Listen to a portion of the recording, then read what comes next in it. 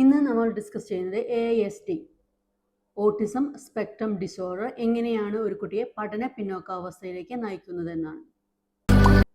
നമ്മുടെ ജീവിതത്തിൽ പലപ്പോഴും ഓട്ടിസം ഉള്ള കുട്ടികളെ കണ്ടിട്ടുണ്ട്. ചിലപ്പോൾ നമ്മുടെ വീടുകളിലുണ്ടായിരിക്കാം, അല്ലെങ്കിൽ നെയ്ബേഴ്സിൻ്റെ അടുത്തുണ്ടായിരിക്കാം, നമ്മുടെ ബന്ധുക്കളിൽ ഒക്കെ ജീവിതത്തിൽ ഒരിക്കലെങ്കിലും നമ്മൾ ഓട്ടിസം ഉള്ള കുട്ടിയെ നമ്മൾ നേരിട്ട് കണ്ടിട്ടുണ്ടായിരിക്കും. അവരുടെ പെരുമാറ്റ രീതികളും സംസാര രീതിയും ഒക്കെ നമുക്ക് പരിചിതമായി തീരുന്നത് അങ്ങനെയാണ്. ഇതിൽ ഏറ്റവും വിഷമകരമായ അല്ലെങ്കിൽ സങ്കടകരമായ കാര്യം എന്ന് വെച്ച് കഴിഞ്ഞാൽ 1.5 വയസ്സ് മുതൽ 2.5 വയസ്സ് വരെ കുട്ടിക്ക് ഓട്ടിസം ഉണ്ട് എന്ന് പലപ്പോഴും നമ്മൾ തിരിച്ചറിയുന്നില്ല എന്നുള്ളതാണ്. പലപ്പോഴും ഓട്ടിസം ഉള്ള കുട്ടികളുടെ കാര്യങ്ങളെ കുറിച്ച് നമ്മളടുത്ത് സംസാരിക്കുമ്പോൾ പാരൻസ് പറയുന്നത് അവനൊരു 5-6 മാസം വരെ അവൻ നല്ല കുട്ടിയായിരുന്നു, എല്ലാ കാര്യങ്ങളും ചെയ്തിരുന്നു, ഒരു പ്രശ്നവും ഉണ്ടായിരുന്നില്ല. പക്ഷെ പിന്നീടാണ് പലപ്പോഴും മറ്റുള്ള കുട്ടികളിൽ നിന്ന് വ്യത്യസ്തമായിട്ട് നമുക്ക് അവനെ കാണേണ്ടി വന്നത് എന്നുള്ളതാണ്. ചില കുട്ടികൾ നമ്മുടെ അടുത്ത് വരുന്നത് ആ കുട്ടികളെ വിളിച്ചു കഴിഞ്ഞാൽ പ്രതികരിക്കില്ല എന്ന് പറഞ്ഞിട്ടായിരിക്കും. പക്ഷെ ചില കാര്യങ്ങൾ, അതിസൂക്ഷ്മമായ ചില കാര്യങ്ങളോട് കുട്ടികൾ പെട്ടെന്ന് പ്രതികരിക്കുന്നത് നമുക്ക് കാണാം. ഇപ്പം ഒരു പാട്ടിന്റെ ട്യൂൺ കേൾക്കുക, അതും അല്ലെങ്കിൽ ഇൻസ്ട്രുമെന്റ്സ് വായിക്കുന്നത് കേട്ടാൽ, അതുപോലെയുള്ള ചില കാര്യങ്ങളോട് ചില കുട്ടികൾ അതിസൂക്ഷ്മമായിട്ടാണെങ്കിൽ പോലും അതിനോട് പ്രതികരിച്ച് കാണാറുണ്ട്. അപ്പോൾ 1 വയസ്സോ 1.5 വയസ്സുള്ള ഒരു കുട്ടി പലപ്പോഴും വിളിച്ചിട്ട് പ്രതികരിക്കുന്നില്ല എങ്കിൽ നമ്മൾ ആദ്യം ചെയ്യുക ഒരു ഡോക്ടറെ അടുത്ത് കൊണ്ടുപോകാനാണ്. ആ കുട്ടിക്ക് എന്തെങ്കിലും കേൾവി ശക്തിക്ക് ബുദ്ധിമുട്ടുണ്ടോ എന്നറിയാനായിട്ടാണ് നമ്മൾ ആദ്യം ശ്രമിക്കുന്നത്.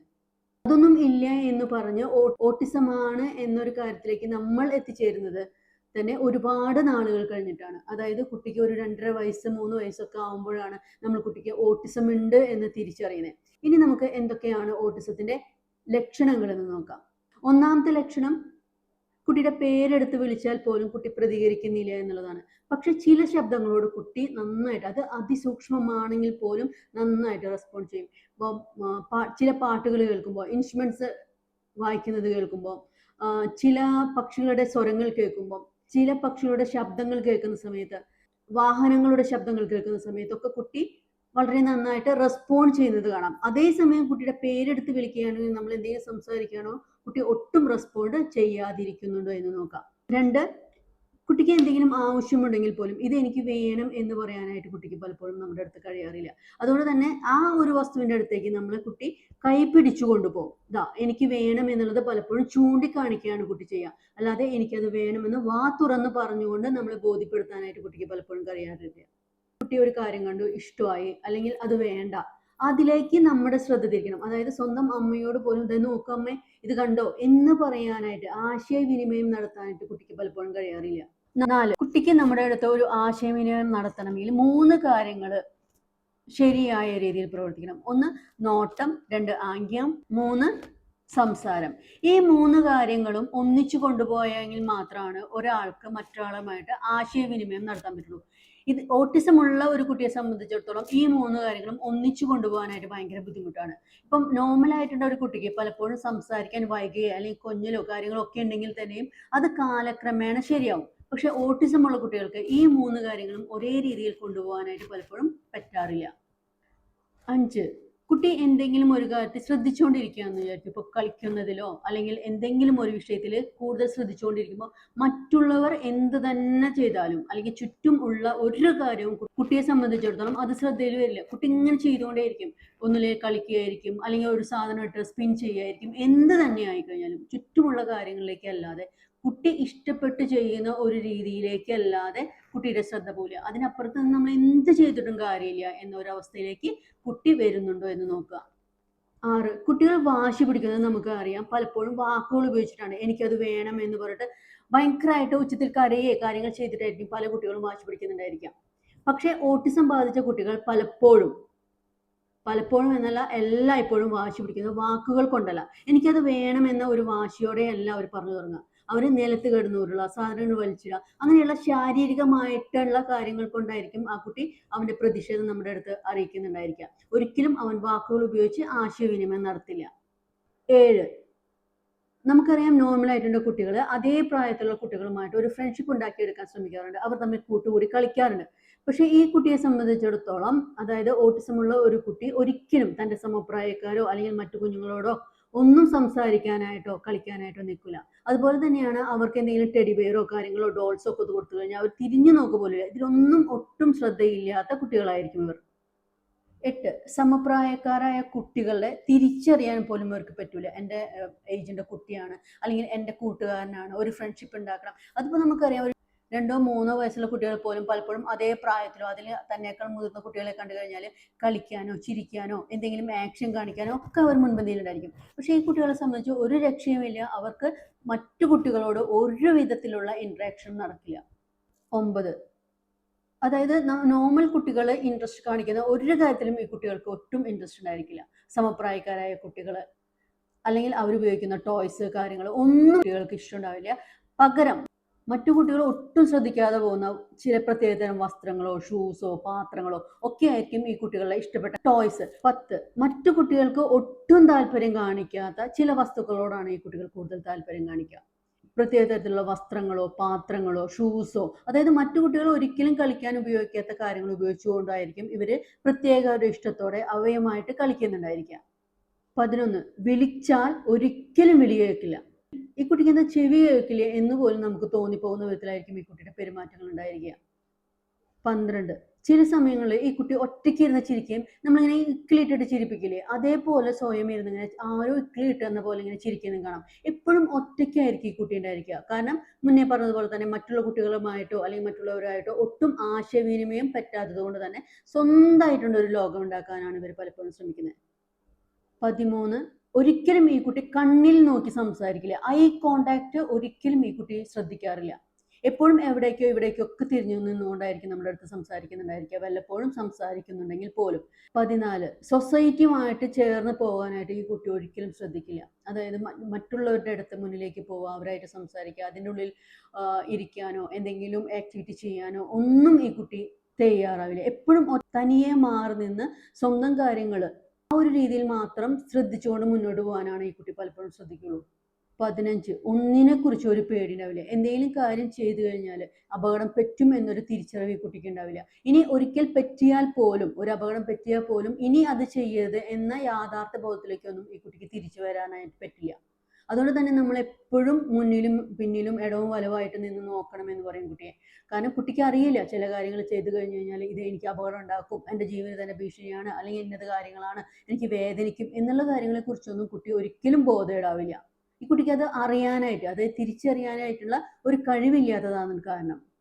16 കുട്ടിയുടെ അടുത്ത് നമ്മൾ എന്തെങ്കിലും ഒരു കാര്യം ചോദിക്കുകയാണെങ്കിൽ കുട്ടി മുഖത്ത് നോക്കാതെ തന്നെ അത് തന്നെ നമ്മളടുത്ത് തിരിച്ചു ചോദിക്കും. ഇപ്പൊ നമ്മൾ ചോദിക്കുകയാണ് മോൻ്റെ പേരെന്താ, കുട്ടി നമ്മുടെ മുഖത്ത് നോക്കാതെ ഒന്നുകിൽ താഴെ നോക്കിയിട്ടോ അല്ലെങ്കിൽ സൈഡിൽ നോക്കിയിട്ടോ എന്തെങ്കിലും ഇങ്ങനെ ഷർട്ടിൽ തിരി പിടിച്ചിട്ടോ മുടിയിൽ തിരി പിടിച്ചിട്ടോ ഒക്കെ നമ്മുടെ അടുത്ത് മറുപടി പറയും, മോൻ്റെ പേരെന്താ. നമ്മൾ എന്ത് പറഞ്ഞാലും അത് തന്നെ നമ്മുടെ അടുത്ത് തിരിച്ചു പറയുന്ന ഒരു രീതി. അത് എന്താണ് ചോദിച്ചത്, അതിനെന്താണ് റെസ്പോണ്ട് ചെയ്യേണ്ടത്, ഈ കാര്യങ്ങളൊന്നും കുട്ടിക്ക് മനസ്സിലാവില്ല. നമ്മൾ ചോദിച്ചത് എന്താണെന്ന് മനസ്സിലാവില്ല, തിരിച്ച് പറയേണ്ടത് എന്താണെന്ന് മനസ്സിലാവില്ല. 17 കുട്ടി ഒരു കളി തന്നെ ഇങ്ങനെ തുടർച്ചയായിട്ട് കളിച്ചുകൊണ്ടിരിക്കും. അതിന് ഒരു ബ്രേക്ക് എടുക്കുകയോ മാറിയെടുക്കുകയോ അല്ലെങ്കിൽ കളം മാറ്റി ചവിട്ടുകയോ ചെയ്യില്ല, അല്ലെങ്കിൽ വേറൊരു കളിയിലേക്ക് ശ്രദ്ധിക്കുകയോ ചെയ്യില്ല. ഇപ്പോൾ നോർമൽ കുട്ടികളെ കണ്ടാലറിയാം, ഒരു 5 മിനിറ്റ് ഒരു കളി കളിച്ചു കഴിഞ്ഞാൽ പിന്നീട് അവരത് മാറി വേറൊരു കളിയിലേക്ക് പോകും. ഈ കുട്ടി ഒരു ദിവസം മുഴുവനാണെങ്കിൽ പോലും ആ ഒരൊറ്റ എന്താണോ ചെയ്തുകൊണ്ടിരുന്നത് ആ ഒരൊറ്റ കാര്യം ഇങ്ങനെ റിപ്പീറ്റ് ചെയ്തുകൊണ്ടേയിരിക്കും. 18 കുട്ടി ചില സമയത്ത് ഹൈപ്പർ ആക്ടിവിറ്റി കാണിക്കാം.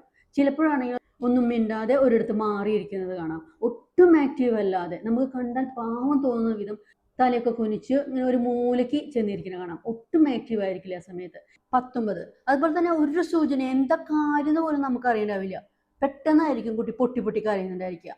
കാരണം ചോദിച്ച കുട്ടിക്ക് ഇന്നതാണെന്ന് നമ്മുടെ അടുത്ത് പറയാനും കഴിയുണ്ടാവില്ല. നമ്മളാകെ അന്താളിച്ചു പോകുന്ന ഒരു അവസ്ഥ ഉണ്ടായിരിക്കും. 20 ഈ കുട്ടികൾക്ക് എന്തെങ്കിലും കാര്യങ്ങൾ വന്നു കഴിഞ്ഞു കഴിഞ്ഞാൽ വേദനിക്കില്ല. വേദന ഉണ്ടെങ്കിലല്ലേ കുട്ടികൾ പിന്നെ ആ കാര്യം ചെയ്യാതിരിക്കുള്ളൂ. പക്ഷേ ഈ കുട്ടികളെ സംബന്ധിച്ചിടത്തോളം ഒട്ടും വേദന ഇല്ലാതെ തന്നെ എത്ര തന്നെ മുറിഞ്ഞാലും എത്ര ആഴത്തിലേക്ക് പോയി കഴിഞ്ഞാലും ഈ കുട്ടികൾക്ക് ഒരു പേടി ഉണ്ടാവില്ല. ചോര കണ്ടാൽ പേടി, അല്ലെങ്കിൽ വീണ് കഴിഞ്ഞാൽ വേദന, ഈ കാര്യങ്ങളെ കുറിച്ചൊന്നും കുട്ടി ബോധേടല്ല. ഇവരൊക്കെ സംബന്ധിച്ച് പേടി എന്ന അവസ്ഥ അല്ലെങ്കിൽ വേദന എന്ന ഒരവസ്ഥ പലപ്പോഴും അറിയില്ല.